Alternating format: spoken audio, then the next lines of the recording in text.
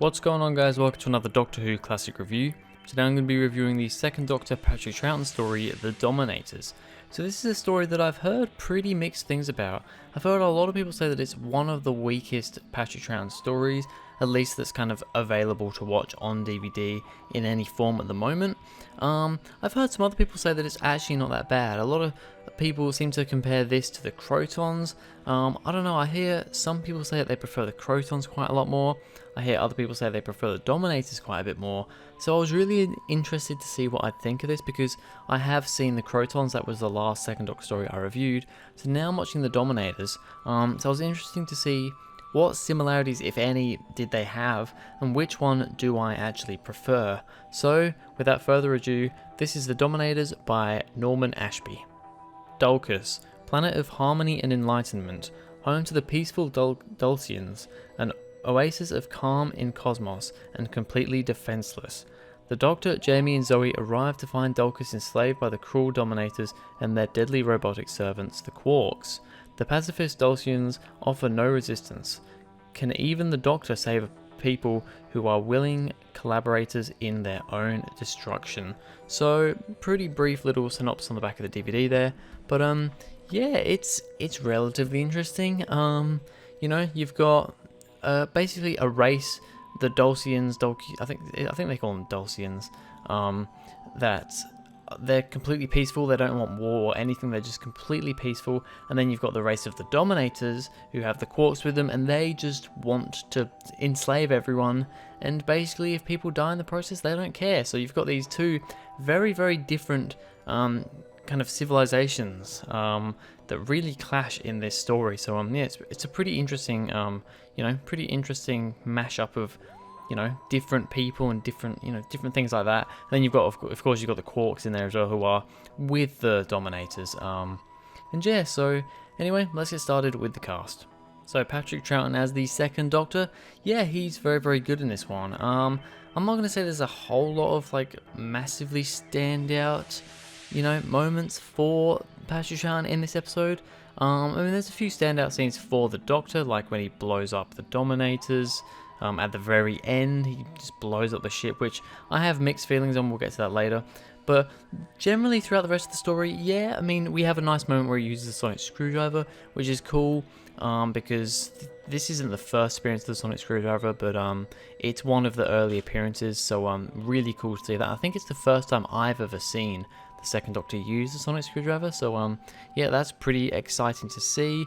And yeah, generally, Patrick Troughton's just being his kind of funny, silly self. There's moments where he's pretending to be dumb because they scan Jamie and they realize that Jamie's not the smartest guy, and they just presume that the Doctor's the same. It's like, yeah, he'll be the same as the other one. So the Doctor has to act dumb, because if he shows his intelligence, they might use that against him. So he acts dumb, and I think that's funny little moments for him there. And he's very, very scared in this one. I mean, the second Doctor is known for being a bit of a scaredy cat. Most other Doctors will face fear. The second Doctor, he kind of just runs away from it, and there's quite a bit of that in there. But it's a fun little trait of the second Doctor, and altogether, yeah, really, really good here. Fraser Hines as Jamie McCrimmon is fantastic as always. Definitely the standout companion of the two for me. You've got Wendy Padbury as Zoe Herriot, who is a good companion. I do quite like Zoe, but ultimately up against Jamie. Yeah, Jamie's just such a cool companion. I think he gets a bit more to do in this one. How he's with one of the Dulcians for a lot of this episode, and not really with the Doctor and Zoe a whole lot.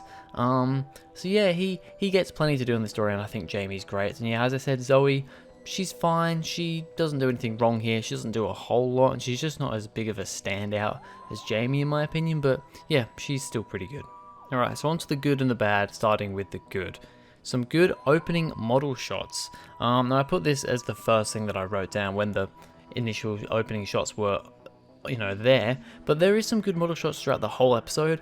They're mainly at the start. At the very, very start, there's some really cool model shots with the UFOs, the alien ships, the Dominator ships, and just some cool little CGI bits here and there. Well, not CGI, but model bits here and there. So yeah, some, for the time, pretty good model shots. I think they do work quite well in the 60s though, because in black and white, they may not look so great in real life. So but in black and white they look fine. So yeah, really cool model stuff at the start. The Doctor and Jamie acting stupid, I mentioned this just before. Really funny because they like scan Jamie and realize that he's not very smart and he's not really going to be a whole lot of use to them apart from just being like kind of a slave for them. And they decide, oh, we're not going to scan the Doctor because he'll just be the exact same. Well, that's not true as we know, but that's what ends up happening, and the Doctor decides that he's going to start acting dumb because they like have to do all these little tests, which I think is really interesting. The tests are really cool, and the Doctor and Jamie both act pretty stupid in the test. The Doctor knows there's like one where he has to like do a puzzle with like different shapes, and he finishes it. Well, he doesn't even finish it. He gets moved off it, and Jamie's like, "That was a really easy puzzle even for me. What were you doing?"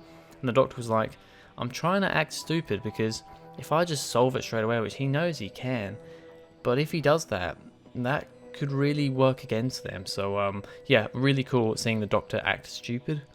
The Dulcians have 2 hearts. Now I don't know if I just heard this wrong or not, because they scanned Jamie and they were like, yep, he's only got 1 heart. And then they scanned the Dulcian. They scanned one of the Dulcians, and he pretty sure it was like, oh, these guys have 2 hearts. And I was like, it was just kind of a glancing thing. It didn't really, nothing really played off it or anything, but it was just mentioned. And I was like, I just thought that was an interesting thing, because of course the Doctor, Time Lords, Gallifreyans, they have 2 hearts, and these Dulcians also have 2 hearts from what I remember. So yeah, I just thought that was an interesting little thing to throw in there. The Doctor flying the automatic pod capsule thing himself. So they've got these capsules that fly from kind of this base, this ship, to the planet, and they just kind of automatically fly. You don't control them. But the Doctor, wise, he like goes into the wiring and messes it up and manages to fly himself, and well, kind of crashes into the ground. But it was what he was going for. I just thought that was pretty cool, seeing the Doctor, you know, fumble around in the wires and, you know, getting to control this capsule himself. The Dominators drilling into the planet to get fuel for their ship. So that was the Dominators thing this whole time. They were on this planet because they wanted to drill into the ground and not necessarily get stuff up from under the ground, but put something, a bomb, basically a bomb into the ground to, I don't know, it like turns the planet into molten core, like a molten core, and it powers their ship or something. I thought it was a little bit kind of here and there and a bit weird, but yeah, they basically wanted to destroy the planet to use it as fuel for their ship. That was the whole reason they were doing this, why they were here. They wanted the slaves to kind of, you know, clear shit out of the way for the drilling process, and just clean up a bit. And yeah, I mean, it was a little bit of the kind of the Dominators, you know, their reason for what they were doing. Yes, it was for for their fuel for their ship, but it was a bit like, not the best, you know. I don't think they were the best villain in the world, but I thought the whole, you know, needing fuel for their ship thing was a decent enough plot point. Using the sonic screwdriver to cut a hole in the wall. So this is where we see the sonic screwdriver. Really cool little moment. You know, seeing the Doctor standing back and cutting a hole in the wall, and then they dig through the wall to catch the bomb that the Dominators are putting down the hole. They catch it. The Doctor tries to disable it, but in the end, and it gets onto my next point, he can't disable it. So he thinks, well, the only other way is to put it onto the ship for the Dominator ship when they're about to take off, and blow them up, which is interesting. We'll get to that in a sec when I talk about some other stuff, but my last point is actually the Doctor creating bombs with medical supplies. These were to kill the Quarks. Basically, Jamie and one of the other Dulcians went around using these bombs to blow up the Quarks, to get the numbers down. I just thought it was cool that the Doctor was using medical supplies, because he was like, what have we got here to make medical supplies out of? They're stuck in this bunker underground. What are they going to do? And then he decides, with these medical supplies, we can use them, we can create bombs. You've got like a 10-second window. And I love the moment where he puts the little tablet in the powder. And he's like, yep, so you've basically got 10 seconds from when you put the thing in there, and then I think it's like Jamie or Zoe or someone's like counting down 5, 4, and he's like, oh god, and he just throws it. Really funny little moment, and I love how Jamie uses those to blow up some Quarks. So on to the bad. There is a couple of things to talk about. First of all, the Quarks. I don't really like the Quarks. They sound terrible for the main reason. They really sound awful. They've got these horrible high-pitched robot-y voices.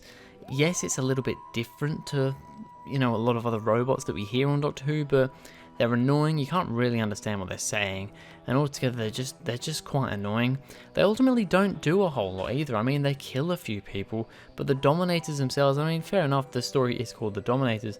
They are the main villain, but I think the Quarks would have worked better as a main villain. You know, get rid of the Dominators, or to have them do something else, have the Quarks be the main villain. Yes, they would probably end up being a bit more like the Daleks then, because they're, you know, robots and they're kind of the main villain, whereas here they are side to the Dominators, so they're not trying to be Daleks in that way. You know, I felt like the Troughtons in a lot of ways were trying to be Daleks a bit too much. I don't feel that way with the Quarks, but at the same time, I just don't think they really were used to their full potential here.